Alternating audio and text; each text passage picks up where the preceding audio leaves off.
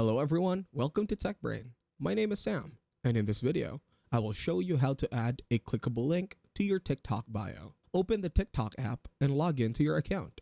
On the Profile tab, tap on the Edit Profile button. You can add a link to your bio.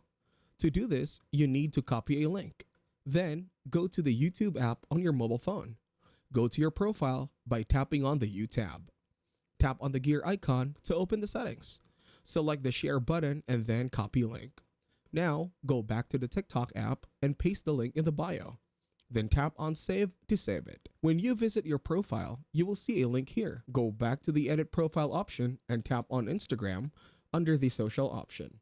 You can add your Instagram account by adding your username or email along with the password. Simply tap on login or you can continue with Facebook. Here, you have to add your email or username with your Facebook password. That is it. Thank you very much for watching. Please make sure to leave a like and subscribe to our channel. Have a nice day.